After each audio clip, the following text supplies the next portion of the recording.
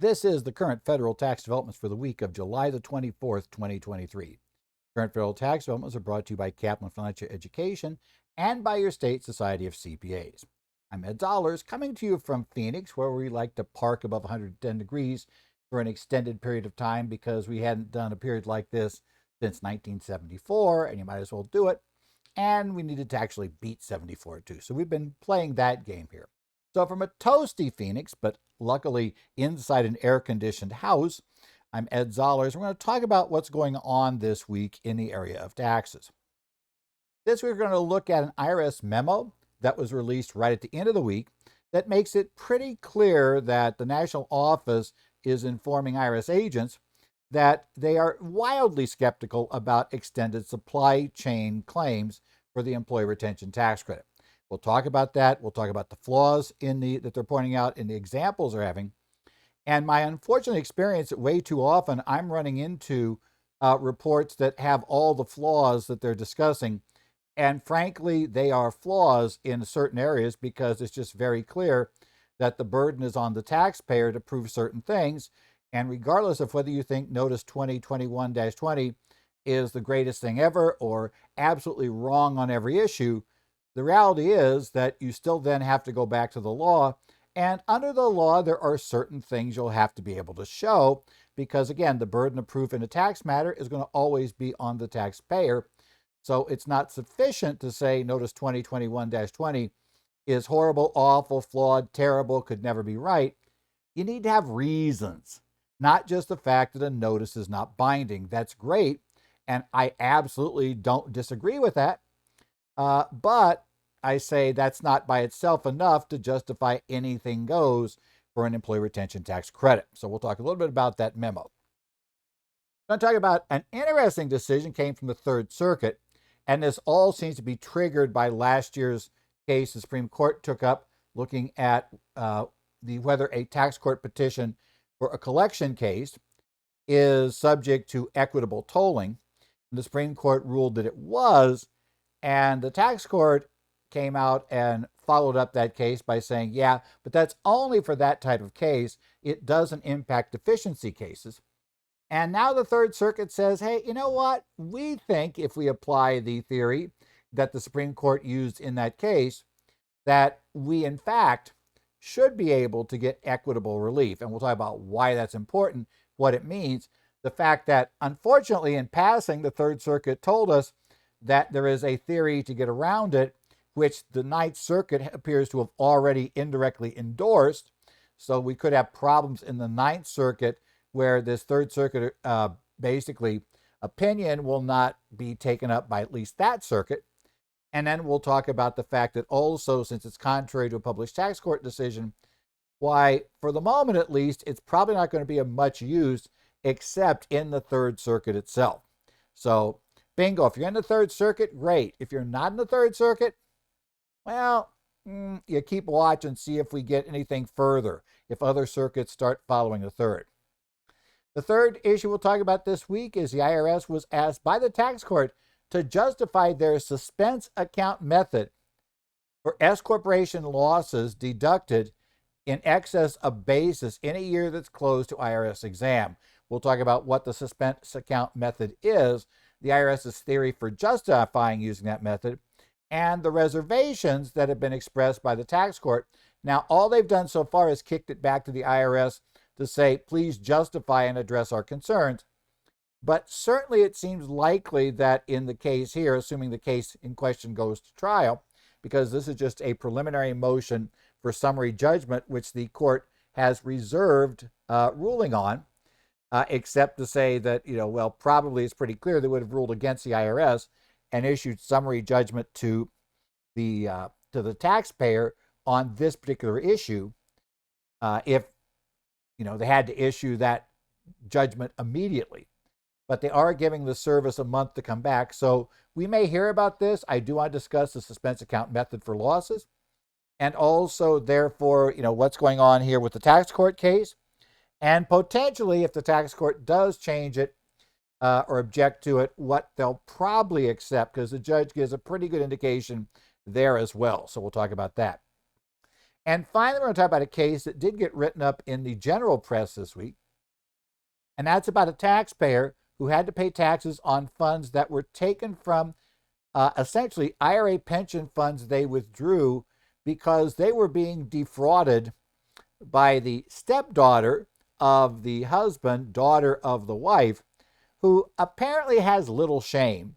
But unfortunately, mom and dad trusted her, and then apparently having taken mom and dad to the cleaners and made them destitute, she then moved on to other friends of the family, friends and family members who fell for it partially, but then eventually became wildly suspicious well earlier than the taxpayers did. So we'll talk about that situation and why the taxpayers do have to pay tax on those distributions.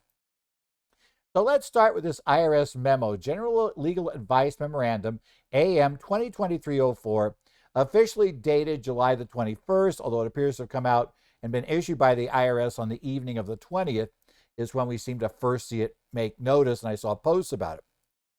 The IRS memorandum discusses the attempts to expand Q&A 12 in Notice 2021-20 on supplier issues for employer retention tax credit claims.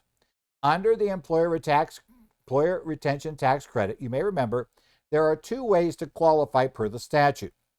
And while we've gone through various versions of the statute with some modifications made, we've never modified the part that's going to be in play here. So there are two ways you can qualify for the ERC. You either could have a qualified reduction in gross receipts. Now, exact way you test that, the exact periods involved, and various other details of that one do change essentially between the various options we've had. And all of this just deals with the ERC credit for 2020 and the first 3 quarters of 21. Because it doesn't matter outside of that time frame. The fourth quarter of 21, nobody could get it except recovery startup businesses, and that's a totally different way of qualifying. So reduction in revenue, which is not what we're at interest here. And then the second one is if the business, due to a governmental order that impacted basically, travel, other ways of conducting business, etc., right? That resulted in a full or partial, and we're really mainly concerned about partial suspension of the taxpayer's business, then you can qualify.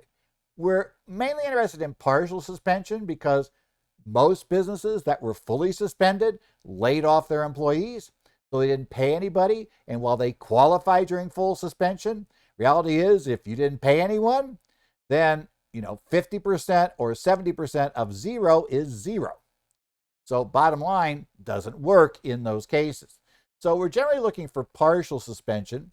And frankly, that's what all the ERC mills that you see advertising everywhere and that you're getting emails from and phone calls from and all of those things, many of which are businesses that did not exist prior to the employer retention tax credit coming in, and you have to assume won't exist as soon as the last claim is filed by them because no money's going to be coming in.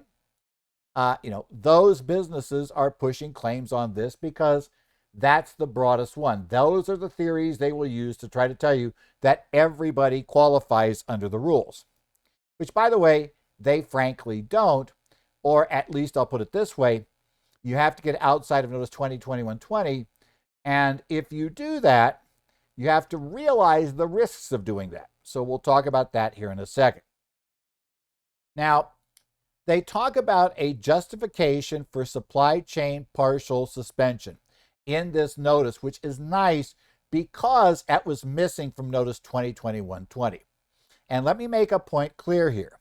Nothing in the statute ever talked about supply chain disruption or a more than nominal impact on a business qualifying as suspension.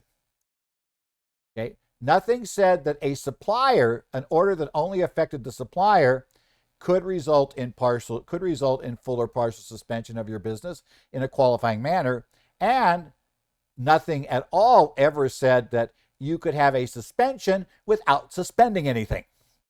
Not more than nominal impact in certain situations. That's kind of getting interesting and off to the side. And I would say to a large extent, that's also a reading of the statute or a reading of Notice 2021-20, which may be reading outside the context that's really there in any question. So I'll phrase that as well. It's interesting. What I find funny about many of the promoters, everybody qualifies, is they will rely on 2021-20 for things that aren't in the law, but then then say the notice itself is irrelevant, doesn't matter, is horrible, terrible, as soon as they conflict with something inside of there. And my own take is it seems unlikely a court will let you have your cake and eat it too in this area. Especially when you're taking part of a safe harbor and saying, see, that proves we can do this, but then ignoring the other part of that same safe harbor. The IRS liberalized the treatment, with that, so we don't get into this discussion about the fact that, well, you were able to operate, but you were crippled to a certain extent, but not crippled enough to cause your revenue to drop. Because remember, if you have revenue drop, it doesn't matter why your revenue dropped. We don't link that to anything. But suspensions, we have to link back to basically to a government order that's specifically related to business operations, travel, meetings, etc., and that was tied to COVID-19.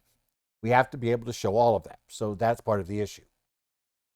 But in the notice, they mainly just had this Q&A on a supplier who was shut down by the government.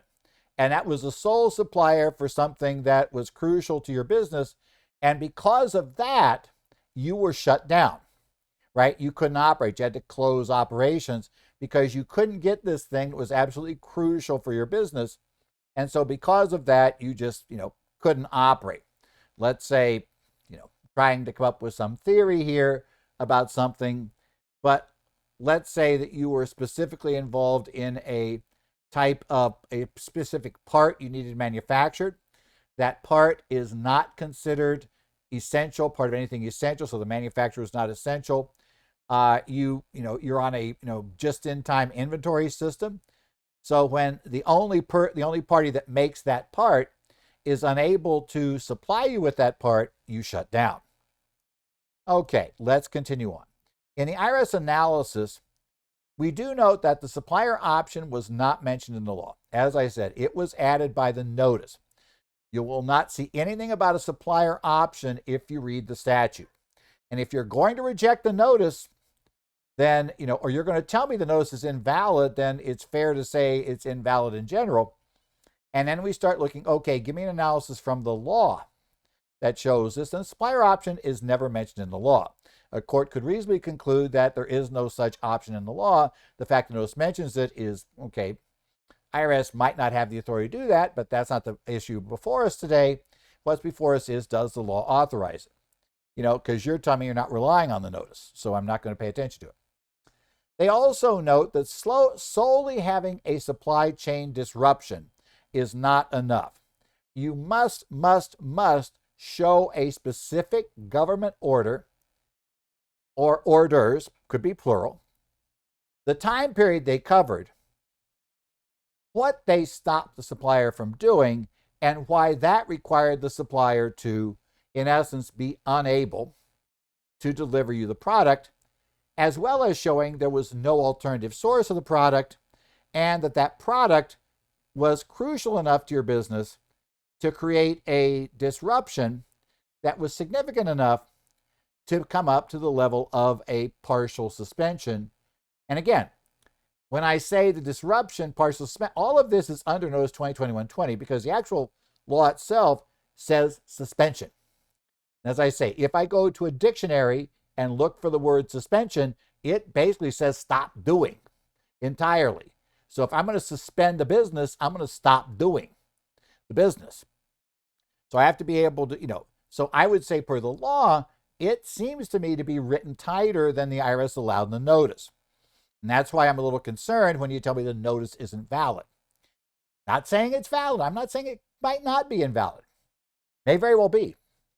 Unfortunately, we won't know that almost certainly until after the deadline is passed for filing the ERC credit claims, because the 2020 version of this, the deadline's coming up at April 15th of next year.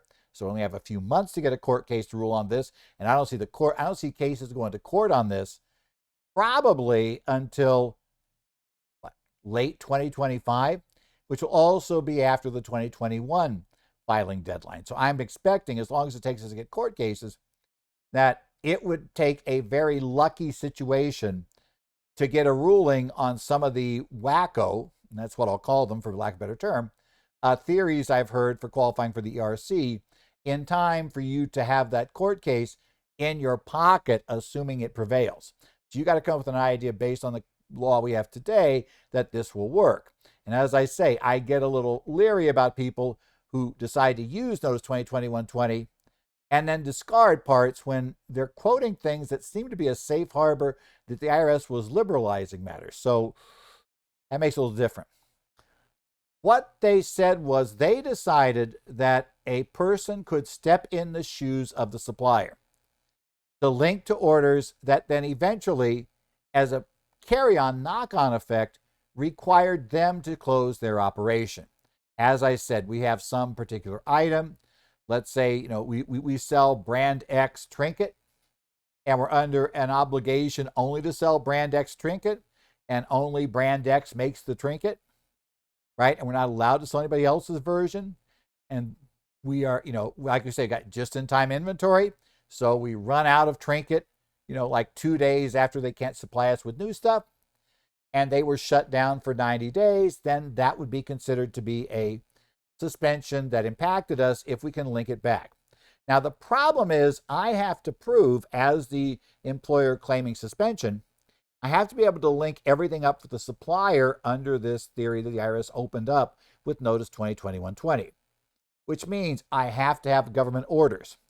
The supplier has to be willing to tell me about details of their operation. And this is a huge tripping point because a lot of suppliers are not going to want to provide their customers with various details of the operation that could then be later used against them or could end up being told to their competitors. Why would I supply that to somebody in that level to let them look deep inside the business? And if you've worked especially with some large companies that like to squeeze suppliers, and pull things off and squeeze them, I don't know I'd feel real comfortable giving a company like Walmart, let's say, a lot of details about my operation to let them figure out ways that they think I should be able to build this or charge them less than what they're charging now. So that's why I might be concerned there. But I have to have that because I've got to be able to link up how that order forced the supplier to cease operations, and then how that, as a knock-on effect, had a part or an item or a supply that was crucial to enough of my operations that we had to suspend those operations. And by the way, Notice 2021-20's question 12 does talk about suspending operations. I actually had to suspend operations, not just modify them. And because of that, and I could show there was no alternative source of the product. I've got to be able to show all of that, and then I can do it. So it's a pretty limited exception. Because again, there were supply chain problems, but here's the catch. A lot of those supply chain problems were because, manufacturing in China stopped. Well, that's not a U.S. government order. And it's pretty clear Congress meant U.S. government order. Okay? It's also because we had, when shipping resumed, people had container ships in the wrong location and or flooded ports with excess number of containers. So, they'd flood the port of Los Angeles. Everything got stopped there. So then everybody tried to go to Houston and it got flooded there. And, we couldn't take all those ships at once. So there were those issues. There were shortage of truckers. And even if that shortage of truckers were because they were sick with COVID-19 is not a government order. And there was never a government order that somebody who was sick with COVID-19 couldn't drive a truck. We didn't really have those sorts of orders out there. That wasn't how this worked, even in states that were the most aggressive in that area. There was nobody that said, hey, if you have COVID-19, you can't drive a truck. That was never said by anybody. So bottom line, COVID was your problem. Now, like I say, what you got to have to justify any ERC claim are four things. Number one, per the statute, I need to be able to show a government order, and a specific government order. I need to have documentations of that order that proves the existence, that they were imposed on the supplier or business, that we claim affected our supply of product. So I have to have the orders I'm relying upon. And this could be orders in another state, because it's very possible that my supplier has their location in another state.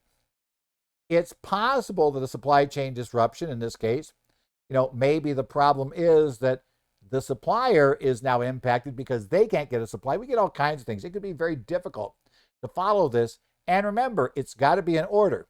If a supplier just voluntarily closed their operations, for the COVID-19 pandemic initially at the start, voluntary closures don't count, right? It doesn't matter what CDC recommends. As I say, Department of Agriculture recommends you eat broccoli.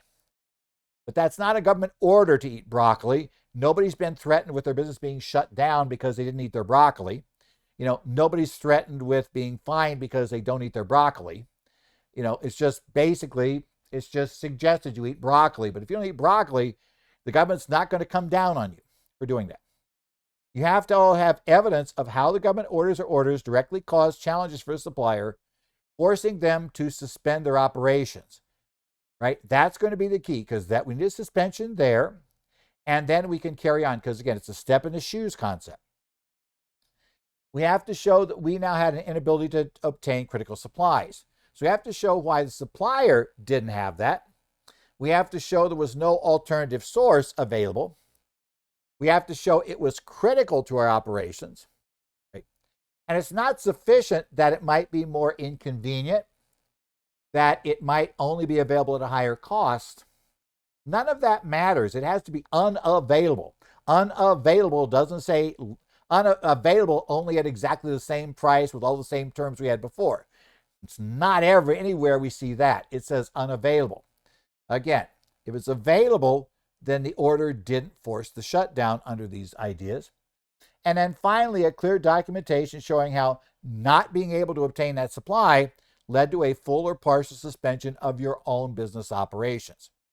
And again, the term the statute uses is full or partial suspension. The idea of a modification that changes things enough to have a more than nominal impact is entirely an invention of the notice.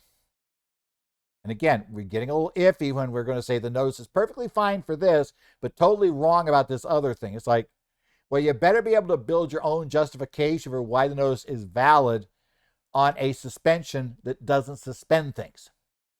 Why would that work? A suspension, a partial suspension that we can't point to anything we weren't able to do, right? Any products we weren't able to deliver, any things we weren't able to supply. That's going to be the issue. So let's talk about the 5 scenarios in this notice, or in this memorandum.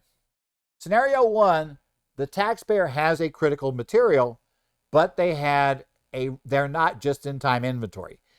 Let's say it's, this is critical. You know that if something happens at the plant, like let's say that you were relying upon, the drugs were only made at that Pfizer location in North Carolina, right? Well, obviously that tornado hit, that, if you've seen the pictures, that thing's not going to be operating next week. They're going to work to get it going, but it really got damaged horribly by the tornado. And obviously you're thinking, well, wait, if we only have a single supplier and that supplier only has one plant, then we're going to want to stockpile this stuff, right? So if anything happens to them, because, oh, by the way, they're in Tornado Alley, right? They're in the middle of Oklahoma, so something could happen to them. Because of that, we're going to have a lot of supplies on hand. Now, in this case, the first thing the IRS did, which is a throwaway, you're not going to get it, is they said they could not show a specific government order that impacts supplier. All they could show is they couldn't get stuff. They assumed it related to government order, but they couldn't tell us which order it was. That right away is fatal.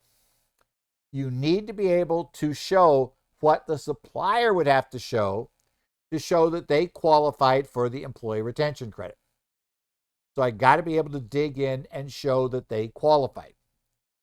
Okay? And they're probably not going to just tell me about not going to just give me their own study to show why it did.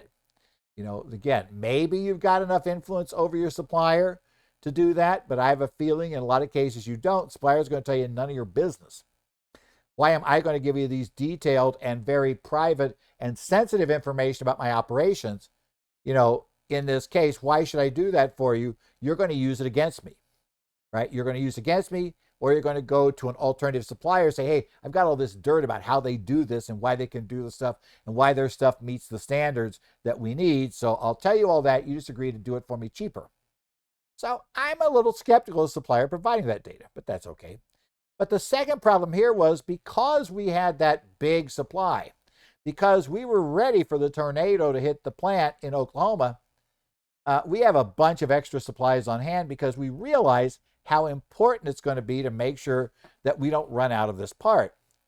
And because under the example, they never ran out of the critical product part, even if they've been able to show the government order, it wouldn't have mattered because it had no impact on the business. Remember, so we got to show both that the supplier had their business suspended due to a government order, and then we've got to be able to show, if we're going to rely on that order for ourselves, that we then had our operations suspended by that. And again, the fact is we had enough inventory to last out the time they were shut down. We can't claim the ERC. Example 2, port bottleneck. This is a favorite of the mills, right?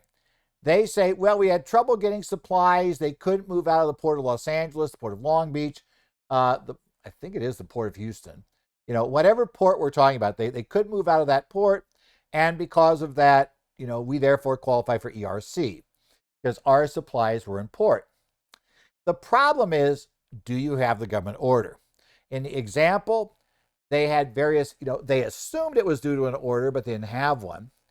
They had reports, where the supplier also indicated they assumed it was due to COVID restrictions, but they had no direct, orders they could show.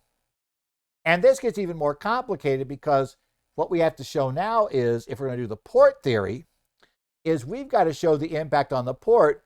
So now not only do I need the supplier to tell me what critical things they couldn't get, which again could be very sensitive details, but then I've got to get details from the port about the orders that impacted them. And potentially, if we're going to say, well, it's due to not being able to get the trucks out of there because we didn't have enough truckers to make it work, then I got to get the trucking companies. I mean, in essence, this could become a huge detail to be able to tie down this thing. Now, they referred to a TV report that said it might have been due to COVID-19 orders. That's also not good enough. The speculation of some random talking head on a cable TV news channel, not enough, right? I need to have the facts tied down, not mere speculation, okay, in this case. And as they pointed out, the speculation on shortage of truck drivers was because those drivers were sick with COVID. Again, being sick with COVID is not a government order. If the government order related to COVID said you couldn't drive the truck if you were sick with COVID, then I could see a link. But merely saying they were sick with COVID, was it caused by COVID? Yes. But the issue is not caused by COVID. The issue is caused by a government order that specifically restricts the business in certain ways, and that government order was tied to COVID. That's not saying somebody being sick with COVID is going to qualify you. Okay? So because we couldn't show a specific order how it impacted shipments out of the port, essentially, end of game. There's nothing else left to do. In scenario 3, this is also a problem. In this one, we had an order. Let's say, you and the supplier are both in the same place. Let's say for me, they're both in Maricopa County, and maybe the same city within Maricopa County. So let's put them both in Phoenix. And let's say that they were both shut down by an order. Here in Phoenix, it probably would have been for 45 days if they weren't essential, about the time frame that the orders applied. And then after that, they only really applied in an order form to businesses that were, effectively, that were restaurants, bars, those sorts of things, gyms. That was pretty much the only people that got impacted by orders here in Maricopa County at that point. So after 45 days, the order's over, you guys can reopen. Well, it turns out the supplier is now having trouble restarting their operations because, it takes time to get things ready. It may be a process that requires a number of days to go through. They may have had some things going partway through. They have to junk, they have to clean the equipment, etc. So this continues on. This disruption continues on, for let's say 2-3 months after the order's done. The problem is the statute makes it very clear that you're only going to be able to get this for the period the order applied. And unlike the issue for the gross receipts test, in this case, the period the order applied, it's not the full quarter of that. It's just the exact day to day. That's what it was. So despite the fact that supply problems have continued, and despite the fact that in this case, we can tie it directly to a government order, the problem is the order ended. And any issues after that date will no longer qualify anybody for an ERC credit unless there's another government order in play that now applies, meets the restrictions, etc. So this was a problem. And again, the online people just kind of suggest any sort of supply problem you had getting supplies that you think were related to COVID-19 qualify you.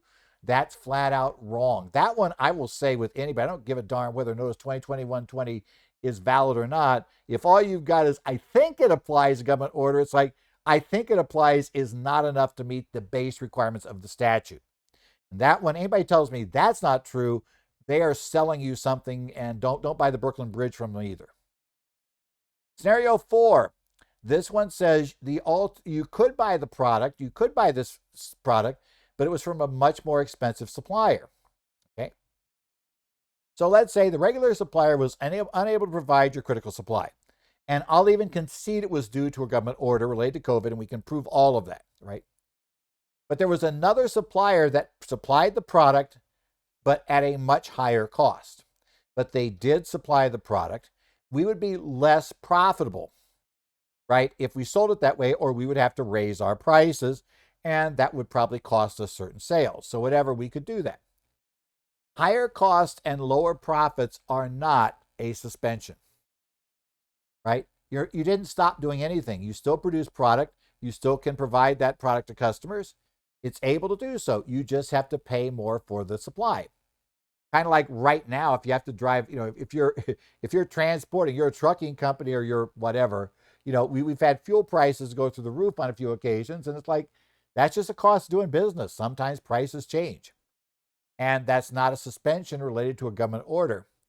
That was simply that you couldn't get the supply, but that wasn't the only supplier of the item, and that's insufficient.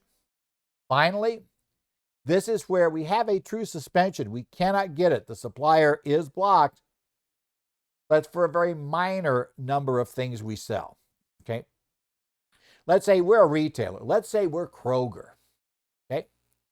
And we're Kroger, and we sell tons of products. You're in a Kroger, Kroger out here in Phoenix, it calls itself a Fry's. Other parts of countries will call itself different things, but Fred Meyer, Ralph's, various names will be there. But I'm going to call Kroger because that's the overall name. And you step inside any one of those, you realize you're in the same type of store. You're in the same store, and especially because all the brand stuff now says Kroger anyway. So it doesn't matter which one of those you're in. It's a Kroger. And let's say that Kroger, for whatever reason, well, just like today, we can't get sriracha sauce. It is very, very difficult to get sriracha sauce. And let's even say that, which it's not today, it's related to the fact that there was a drought in the area of Mexico where they grow the specific peppers, that company is the only thing they will use to make the sauce, which means the number of peppers they can get is way down, which also means that the number of bottles of sriracha sauce they can make is way down. And that kind of puts everybody, in a bad position. But do I think Kroger is suspended today just because my neighborhood Fry's can't supply me with sriracha sauce? No, that's not really the sort of thing that's there. And maybe it's not just sriracha sauce, but maybe it's garbanzo beans. Is that really going to be a shutdown of Kroger? No. So you sell a number of products, a fewer unavailable became more costly. In that case, the impact is not sufficient. Now, if they were unable to, let's say, acquire any, let's say, produce, they couldn't acquire any meats of any sort, I mean, then you start getting more to that area. There's a bunch of products that make up a big proportion of what they sell in the store. Then we could get closer to a partial suspension. But when the only problem is they can't sell sriracha sauce, they're not suspended. I do not consider the store suspended. I know some of you probably like sriracha sauce and you consider it to be a disaster and should definitely qualify, but you probably think it should qualify you as a customer for the benefit, right? You're missing your sauce. Okay, as it is. Now, want to make something clear because it's going to be told and people are going to say that, and it's a perfectly good objection. This is even less of a binding document than the notice, right? But it does tell us what the national office thinks. It tells us what will be likely positions they'll be training examiners to do. It also gives you a legal analysis, to back up what they're going to justify it on. If in fact you challenge the notice, why they're going to justify backing up the notice. So we have various things here. So it's a useful document that you really should know and understand. It's also, my take is, it's very important that your clients understand that if they're in one of these 5 positions and they filed a claim based on one of these 5, or they plan to, we need to discuss the fact that the IRS is now on record that your claim is garbage. Now, maybe it's not, but if you get examined, you're probably going to have to go to court because they're probably not going to give in. As I say, the notice is not the same as regulations. It doesn't have that level of authority, and I have no trouble saying that's the case. I have no trouble saying that you could develop a position based on the code itself that has at least a reasonable basis, and you could sign the 941X and the whatever income tax return adjustments you're going to be making eventually. Now, you go ahead and prepare all that stuff with no problem. But you might have to attach A275, which I think is a smart idea anyway, especially if you're disagreeing with the notice. Let's take the whole long penalty discussion off the table, because if it turns out the court sides with the IRS and not us, and remember, all we've got the code is the code itself, so it's going to be our legal argument against their legal argument, and the presumption is they're right. So, we kind of have to go down that path. We need a better argument than them. We just need to be somewhat better, but we need to be better. And we might lose that. It's going to depend, let's be blunt, it's going to depend on the judge we get. It's going to depend upon whether we're the first case or the 30th case. And if that first case is bad facts, then we could get precedent that's going to work against us that could be very different if the first case is not a bad facts case. That's also why I think the IRS is going to be very careful which cases they take to court first, because they're going to want to take a court to case that is a bad facts case and then use that to squeeze concessions from everybody else. So don't be surprised that and it's pretty clear right now they're going after pretty hard the bad facts cases, right? They're currently concentrating on cases where there's enough really bad facts that, they don't feel bad about taking it to court. In essence, they're going to dare you.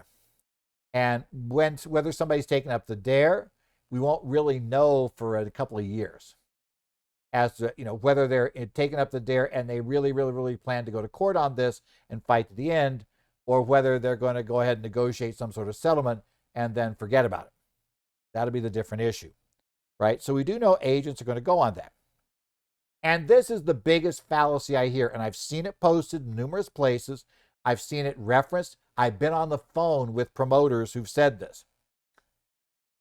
They seem to think that they say the magic word that a notice is not authority, and suddenly that means they're automatically right. No, it means a notice is not itself authority. But the fact it's not authority does not mean that it's wrong. We still have to argue for, is this a proper interpretation of the law? Is your interpretation a proper one? How will the courts interpret it? And that is a complicated situation. Now, I've said, and I've actually had a discussion this weekend on Twitter, where I said the same thing to an attorney, where I don't have any problem, if the client's aware of the risks, we're taking a position we know the IRS doesn't like, Therefore, it means we probably end up, there's a real good chance if we get challenged on this, we're going to lose at every administrative level through the IRS because they won't go against the national office, won't go against the counsel's office. So, you may need to take this to court. And you certainly need to be able, even if you have an outside chance of winning before that point, you need to convince the IRS you will go to court. If they're pretty sure you're bluffing, they're just going to disallow it. So, we're going to have to incur expenses, probably even expenses ahead of time to prepare for court, even if we don't go there, if we take this position and we're challenged.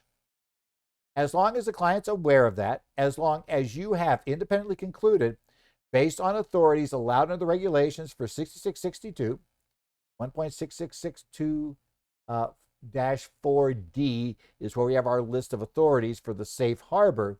You'll find later for reasonable cause. We've looked at those authorities, which mainly at this point is going to be the code itself and the IRS notices. Those will be the binding authorities we have, and to a much lesser extent, this memorandum. That's what we've got. Now, all authorities are not created equal. The code is a much higher authority than the notice and way higher than the general memorandum we're discussing this week. But it does mean that we have to have, therefore, a good backed up argument that references to like how courts have interpreted code sections before, how it works, and how it goes forward to defend ourselves. And if we have that, my own take is I want to disclose that in full on 941X so the IRS cannot claim we misled them or hid something, because remember about the 5-year statute we've discussed on this. If it turns out it's due to fraud or misleading information, we want to make sure they can't claim that at all. Throw the 8275 on so that 20% penalty is off the table for substantial understatement, because 6062 does not limit itself to income taxes, even if the only regs the IRS ever issued on 6662 discuss income taxes only. They have prevailed in court on payroll tax matters here, and that's what this is. So be aware of that. If all of that can be done, no problem. I'd say go for it. And with everything out in the open on the 941X, I think the IRS is likely to be a bit more cautious. And that's my other side. I think if you're the IRS, you want to take people to court and examine people who don't know what they're doing, who don't seem to have the information to back this up. If they know that you've got everything, then you look to be way more trouble in exam than the guy who just went with whatever fly-by-night organization promised him the biggest refund. That guy is way easier to take down. So that's also my take on this with the ERC. So as I said, take a look at that. We have the link in the copy of the slides. It's also on the currentfederaltaxdevelopments.com site. We have the article on this, and you can go ahead from there, get the link to download this memorandum. But again, General Legal Advice Memorandum AM 2023-05 came out on July 21st. Next up, this case may be very significant.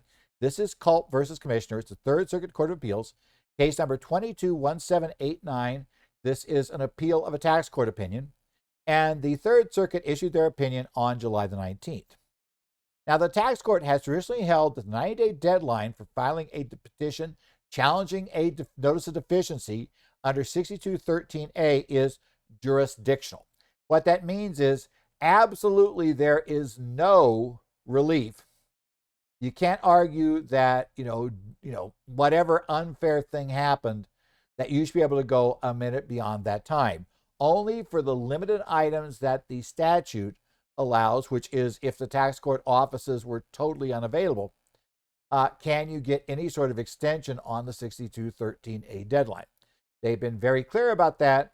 So as we had the discussion last week about the person that was 11 seconds late filing their petition, it really doesn't care about the reasons or how sympathetic they were. The court says we have no authority because you were 11 seconds late. That's an absolute our view under the law. We're only allowed to take on cases where you file within that 90-day period. And if you don't, well, tough luck, go home. Now, last year, the Supreme Court in Batchelor PC versus Commissioner, 142 SCT, Supreme Court 1493, 2022 case, ruled that Section 6330, which is for collections due process petitions, one that was added later, that rule was not jurisdictional, and that the tax court had to consider, issues where we could look for equitable relief. Was it, unfair? Was there some overriding problem? Do they have a good explanation besides my dog ate my petition? Something better than that to explain why they were late, in which case then the court could still accept it.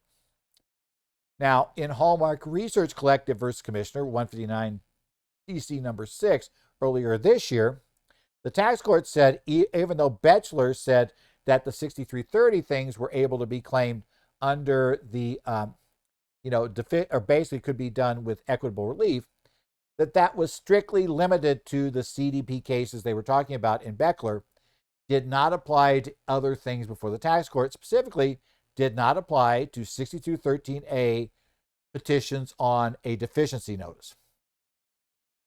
And that is a published tax court decision, meaning that the tax court now is committed, even if one of their judges believes that it was the wrong decision. I don't believe there was a dissent in this.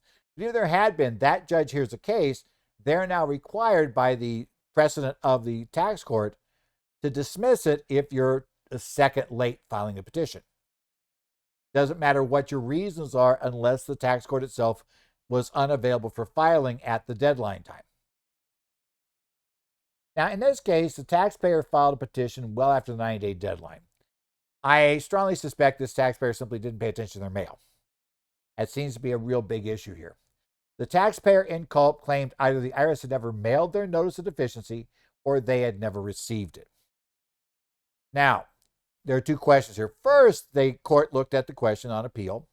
Well, had the IRS shown it had been mailed, and if it had been mailed, and if the taxpayer could show they never received it, are they right the statute doesn't start to run? And the Third Circuit found that it had been properly mailed. They found first, there was evidence they did everything they're supposed to. Remember, under the statute, they just have to have proof they mailed it to the last known address. That's all the law requires. The IRS had proof of the certified mail proof. They had documentation sufficient in their files. The court said they had carried their burden to show that it was filed, it was mailed. And the court also noted that receipt of the notice is not required to run the statute. A lot of case law there that makes it very clear you don't have to actually receive the notice of deficiency. That's why it's so important to make sure they know the right address. If you moved and you never told them, well, that doesn't matter that it went to the wrong address. It's still deemed to have come to you because that was your last known address. If you don't file the change of address form with the IRS, well, that's just tough luck for you. Okay. But while dismissing that and saying, nope, it's absolutely the case they have filed the petition late. That is not open for dispute. It is not open for dispute that the period to file, the 90-day period to file the return has expired, and they had failed to file by the end of that period. That is not open to dispute. But what they said was wrong was the tax court saying that we could not consider an equitable relief. We couldn't listen to arguments for an equitable remedy. That is a remedy based on the equity of the situation as opposed to the specific law itself. The Third Circuit relied upon Batchelor to find the statute did not clearly indicate that Congress meant the deadline to be jurisdictional. Now, weirdly, as the court gets into, this becomes of not just simply did they say it's not jurisdictional, but we get into this weird bit about whether they implied. Did they imply it was jurisdictional sufficiently to make it jurisdictional? Which is weird, but kind of how we go here. They also found that the context of the statute was not enough to indicate that equitable relief wasn't allowed. They're saying by default, we're going to assume that a court can grant equitable relief. It'll be in narrow and limited situations, but we're going to assume that you can grant relief on a deadline unless it's clear Congress did not want that relief to be granted that way. Now, here's the caveat. Remember that bit we said it didn't imply? The Third Circuit conceded that an Organic Cannabis Fund LLC versus Commissioner, 962 F3D F3rd 1082, and at page 1095, which is a Ninth Circuit decision from 2019, that the Ninth Circuit had found the language that they said didn't indicate that it was a jurisdictional matter, that the Ninth Circuit had specifically found that it did. So that's kind of an issue, right? Why did they find that, so the problem is in the Ninth Circuit, we may have a problem with this, that if the Ninth Circuit says that's our precedent and we buy the Third Circuit's analysis, and if that does clear the hurdle of saying that language implied jurisdictional status, then in the Ninth Circuit, which is where I'm sitting here in Arizona, also California, Washington, Oregon, Nevada, as I recall, and Hawaii, Alaska, and Guam, we're probably stuck with that, right? We're going to have it's purely jurisdictional, and that may very well be true unless the Supreme Court were to intervene and, take up this case with a split in the circuits. Yes, there does appear to be a split. The question is, will the IRS appeal culp to attempt to get the Supreme Court to address this split, or are they just going to sit back and see if any other circuit goes forward with this and allow it to keep moving in the third? Now, under the Golson rule, if the appeal of your client's case, your tax court case, would go to the Third Circuit Court of Appeals, which means your client resides in Pennsylvania, New Jersey, Delaware, or the U.S. Virgin Islands, then this does mean that you can argue for equitable relief. Does not mean you will get it. It means you can argue for it. You have to show why you should get equitable relief. Outside the Third Circuit, the tax court is going to continue to rely on Hallmark unless they decide to roll over and play dead, which they normally won't if only a single circuit goes against them, especially not when, as admitted in this opinion, they have a circuit on their side apparently too. So my guess is they are probably not going to roll over and play dead.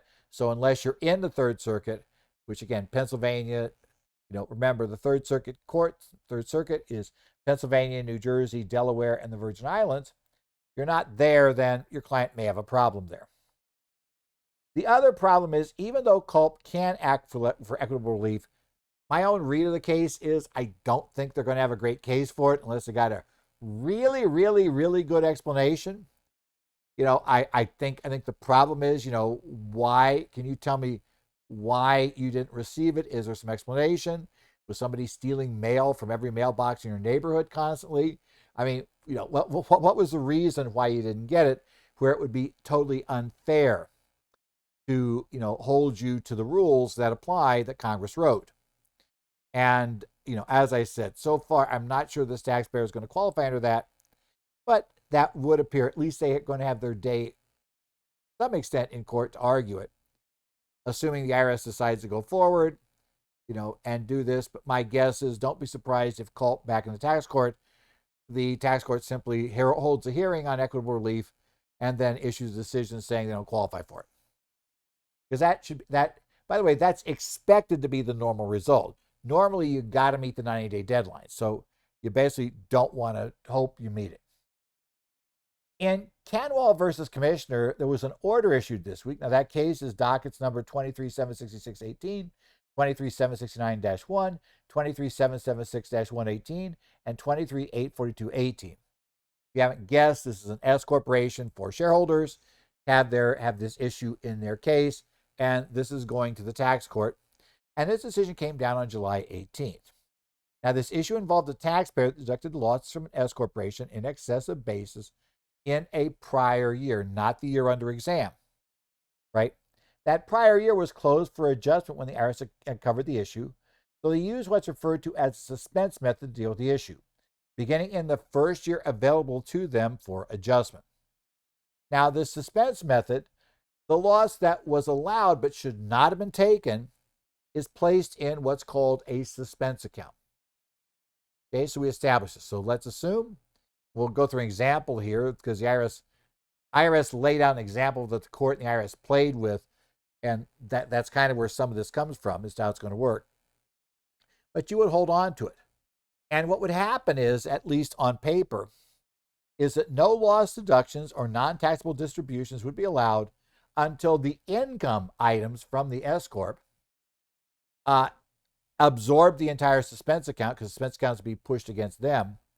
But that means you show that income on Schedule E, or the shareholder puts in enough additional funds into the basis, so, let's say buys more stock or loans money to the S Corp. So we have sufficient there to go ahead and in essence, absorb the suspense account. So that's going to be the issue.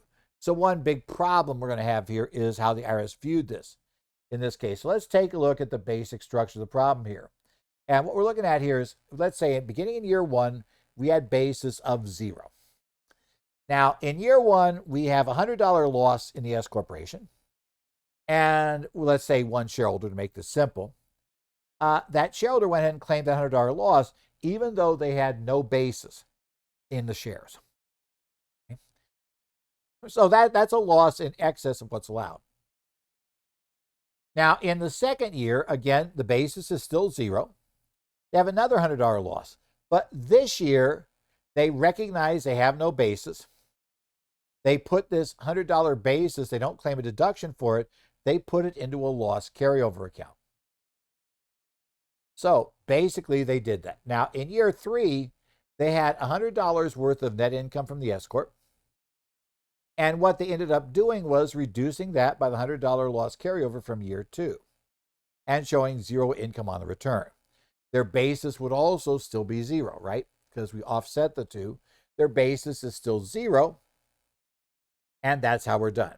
So at the end of the day, year 1 is the only year that, even regardless, let's put it this way. Years 2 and year 3 would be reported exactly the same on Schedule E of Form 1040, whether or not they'd properly reported year 1. And number 2, their basis at the end of the year would also be unchanged at the end of those years, regardless of whether they properly handled year 1's loss or not. The only thing that will be different is the loss carryover should be 200, but it's only 100. The question becomes, what do we do in year 3? Well, in year 3, they recognize $100 of income. They have a $100 loss carryover, so they offset that. So there's a net of 0 on Schedule E, and their basis now is 0. Now here's the catch. That return also, nothing would be different on the 1040 in that situation, whether or not they'd done year 1 properly. But the IRS says, wait, no. We've examined you, and while years 1 and 2 are closed, year 3 is open for change. So what we're going to do is we're going to go ahead and go back and open up year 3, pick up the $100 negative, the loss in the suspense account of $100, and then we're going to take a look at your return. And when you have $100 worth of income on the S corporation, instead of using up the loss carryover from the prior year, we're going to rather reduce that by the $100 suspense account. So we still have 0 shareholder basis, right? So we've had no change in basis because we've wiped those two out, which is proper. We've used up the suspense account, but Schedule E shows $100 worth of income, which, by the way, is $100 more than would have been shown had we done year 1 right, assuming this method is correct. Now, the problem is, what's the IRS justification for using the suspense account in this theory? Okay. They look at Reg 1.1016-6A, which is oddly worded, to put it mildly, but generally it requires a basis adjustment to eliminate a double deduction or basically a similar item from being benefited by the taxpayer. So that's the reference. It was first suggested in Field Service Advice 2002-30-030. It was used in Technical Advice Memorandum 2006-19021. And it's in training the IRS issued, and that I've discussed in S corporation courses, which, where we're trying to figure out what beginning basis is. In the training materials, SCO/P/53_05_01_03-06. So the IRS has been pushing this. On exam, they use this, and they'd use it on this exam, right? Now, the judge's order says that eliminate is not a synonym for prevent and suggests the IRS needs to wait for a double deduction. The problem here is the judge says, look, year 2, there's no double deduction, right? Obviously, we don't deduct anything. Year 3, there's also not a double deduction. We are only deducting $100 once. That's never been deducted before. We're taking the carryover from 2 into year 3. No double deduction has yet exists. However, they said, now, and this is where they carry the example, said, but if we went into year 4, and in year 4, let's say they have income, $100 worth of income, that's the year where the problem is our basis is off. And because our basis is off, we conceivably now, year 4 going forward, would be able to claim $100 worth of losses, or, that we otherwise, we could be, let's say our base is 0. Get that right. So we have a problem here because our basis will be understated. If we have $100 of income in year 4, that's the example the judge used, then without any suspense or anything like that, our basis would become $100. Now the judge says that is a similar item, and in his view, that's the point at which you can apply the suspense account against the basis generated in the 4th year from $100 worth of income. So our basis should still be 0, because had we filed the first return correctly, then again, year 3, we would have offset $100 of gain, right? So we would have used up $100. Year 2, we would have also offset the $100 of income. So the basis would have been 0 at the end of year 4. Without a fix, it's going to be 100. That sets up a double deduction, because now we have an asset with basis, which that basis allows deductions of losses, or it allows, or basically it's going to be used to reduce a gain if we sell the stock or increase the loss. So that's the point at which you can do it. Now, they did not formally rule this, but sent the IRS back to justify the matter, saying, come back and tell us why it doesn't work, right? And use it under the facts of this case, not just a simple example. Finally, we're going to talk about the Gomez case this year. U.S. District Court, Middle District of Florida, case number 8:22-CV-01271. It was issued on July the 17th. In this case, the taxpayer inherited an online business from his brother. Now, he wasn't really interested in running it. So he let a business manager run it, hired a business manager who ran the business, but it turns out he discovered that she was stealing inventory, and she was basically otherwise mismanaging the business. So not only was she taking from the inventory, and like sold pet food, I think, and stuff like that, she was taking pet food out of inventory without authorization, and she was also mismanaging, not really tracking employees, and doing various things wrong. So he's upset about that. He fires her, but he is going to go from bad to way worse with this move of deciding he's going to put his stepdaughter in charge, right? So what it is, we're in a second marriage in Florida, which there's a lot of those, right? And so his wife, had a daughter coming into the marriage, right? So she's his stepdaughter. But, so we go ahead, we're going to trust her to run this. It turns out retaining the original business manager probably would have been much less costly and probably would have kept this couple out of the poorhouse. But let's go forward and go to the story, because the stepdaughter turns out to be, I think, what Walter Haig would call a dirtbag in the extreme. Walt always referred to that when talking about some clients you end up getting an A&A, the ones that will get you sued. Well, this person was definitely in the, she would do anything to get money. That was her background. Now, he wanted to shut down the business after she'd run it for a while. He decided, maybe the better thing to do is just shut down the business, quit running it. I don't want to be involved anymore in this stuff. But she convinced him to let her continue to run the business. Again, bad move, but he took it. Okay, so what happens here is she moved the business to her home, right? So away from where he could see it. She got him to give her $20,000 to build a fence for the business, which it turns out no one ever seems to have seen, right? Or confirmed got built. So it's possible that was the first $20,000 she took off with, right? But this is not anywhere near the big problem, right? This is penny ante. This is minor. No, it got a lot worse, and she got a lot worse. Now she goes in for the big money, okay?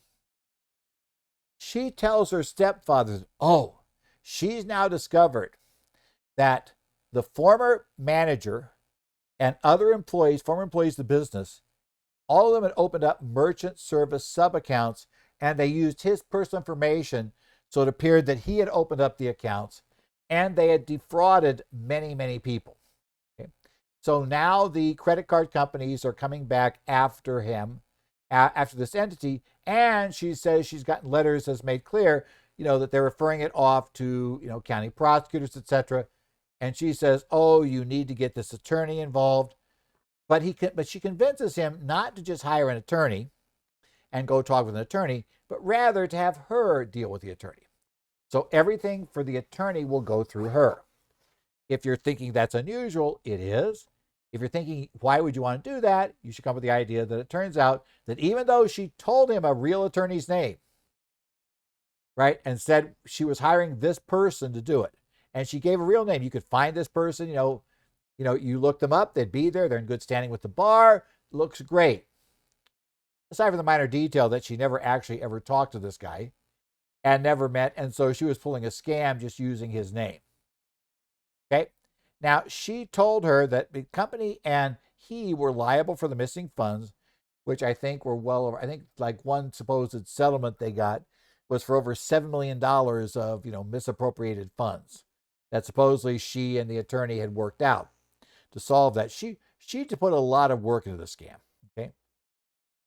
Now, and how she got the money she did was she convinced the couple that they need to hire the attorney, not just to deal with, the fact this was a fraud and, and protect the company from having to repay the money back, but they also need it because she convinced her stepfather and her mother that if they didn't do this, that her stepfather would be thrown in jail for the rest of his life.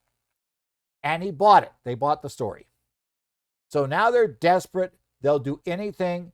And suddenly this attorney starts getting much more expensive, right, to defend all of this, presenting invoices and other items. And so by the end of the day, she had supposedly, run up this huge bill. Now, as I said, none of this was true. The money they sent her to hire and make payments to an attorney, she claimed to have hired, all went into her pocket, right? All of this was just her skimming and scamming her parent, her mother, and her stepfather, and making them both totally broke, which she succeeded in doing.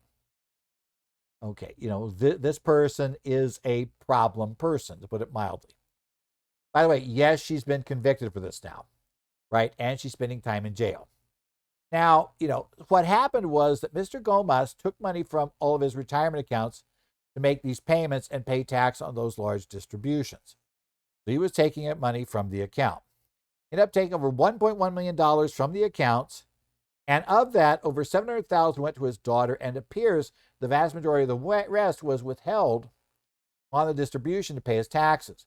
And he did have the right amount withheld, so he kind of made the tax number work for 2017, the year when all this happened. But now she's got a problem. Mom and dad are broke. So she starts turning to friends of the family and the family itself, other family members, to try to, to get more money, and she starts scamming them. But it turns out the other family members, or at least one of the friends or one of the family members, wasn't quite as gullible as mom and dad. And she did get 200 grand from these people, but by the time she got that, she basically was found out. Somebody in there started investigating her, and they discovered that everything she was saying was a total and absolute scam, right? And, they contacted the attorney, whose answer was kind of like, who are you? Huh? I don't represent you. I don't represent you. I don't represent that company. I've never represented either one of you. What do you mean, 700,000 in fees? You've never paid me anything. I have no idea who this is. And your daughter, and suppose your daughter-in-law or your stepdaughter or daughter it's like, I'd never do that. It's like, so, they discover the whole thing's a major league scam. Daughter eventually believes she comes clean and ends up in jail after all of this, right? Because, of course, now she's got a little trouble. She's running out of money, which means I suspect at this point, since I suspect she's poured through it, she probably now is going for the free room and board at the pens, basically at a state penitentiary in Florida. I think she was also in Florida, as I recall. She might be going for that. But anyway, she did it. Now, the family informed the parents 2 years after she had managed to take them for all the retirement funds that they'd been scammed. So they amended their tax returns now. On the original 2017 return, they reported the entire distribution. And they got a very small refund because they were slightly overpaid by a few $100 on the total taxes that were imposed on these huge distributions. So they got really close to the right withholding number. I guess that was good news. But the problem is now, they had paid over $400,000 in taxes on money that they took out of their account that was all related to this scam run by the daughter, the stepdaughter/daughter. Right? Now, the IRS said, wait.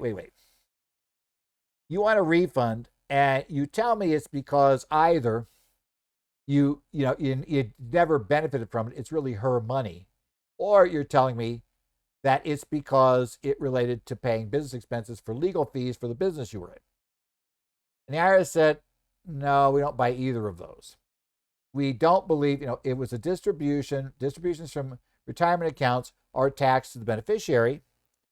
And, and that's the only real exceptions are if somebody scammed you in the sense of they forged your name and got Vanguard to send the $1.1 million check to them instead of to you.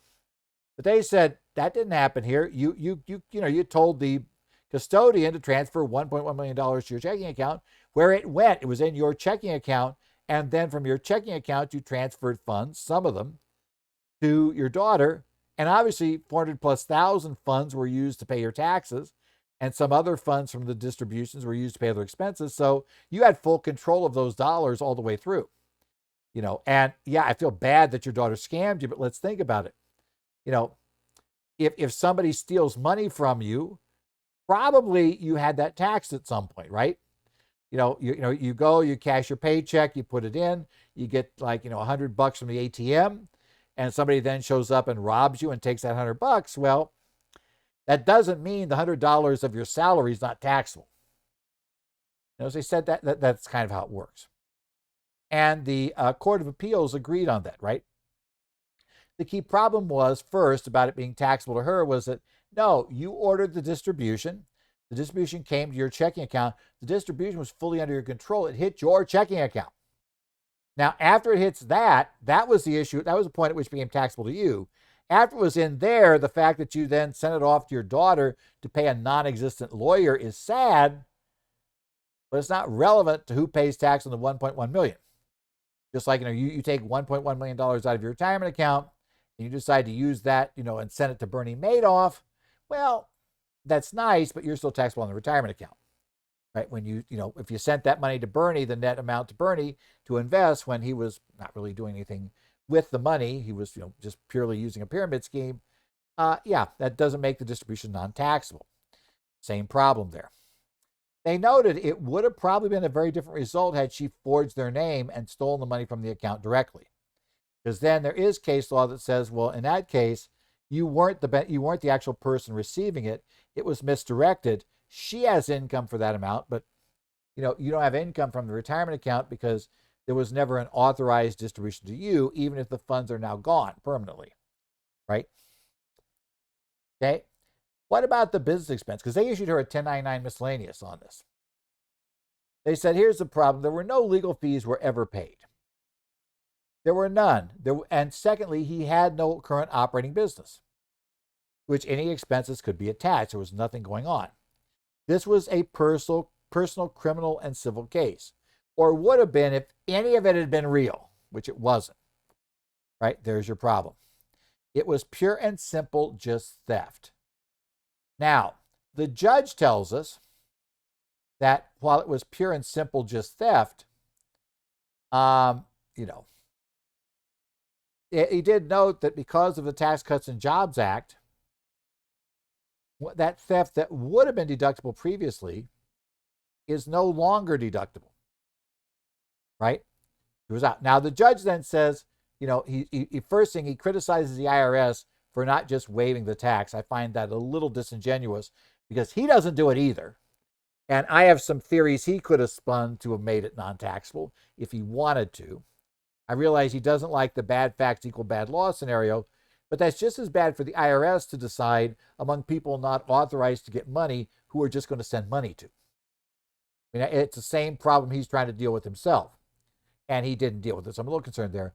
And then he says, oh, Congress could never have foreseen this. And that's also people that got stuff stolen from them not getting a tax deduction is going to be a problem. And it could be big. And, a lot of those thefts, maybe they convince people to, sell things, bigger gains. This is not a scenario that unless we just assume Congress are total idiots and have no idea whatsoever what a tax deduction means and what theft means. They had to know that when they took this out of the law, there were going to be cases like this. And yes, this is extreme, but to say Congress couldn't have foreseen this, I think, is disingenuous at best. This is just kind of a natural consequence of taking this out of the law. And Congress felt it was worth it for the benefits of the TCJ. But, it's a choice they made. And that's how we go. This has been the current federal tax developments for the week of July the 24th, 2023. Get the right year in there. Current federal tax developments are brought to you by your state society of CPAs and by Kaplan Financial Education. Ed Zollers here. You can email me, edzollers@currentfederaltaxdevelopments.com. I also am active on the New Jersey Society of CPAs website for Connect, Arizona Society of CPAs, also Illinois, and Minnesota and Washington, as well as looking in on the Idaho Society discussion board. So if you're on any of those, you can post there. Otherwise, hopefully you've had a good week so far. Hopefully you're here coming to the end of July.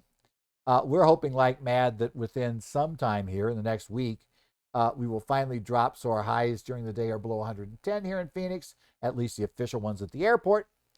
But so far it doesn't look so good. At best they're thinking maybe a week from today, I'm recording on Sunday, we might drop below. But we'll keep an eye on that.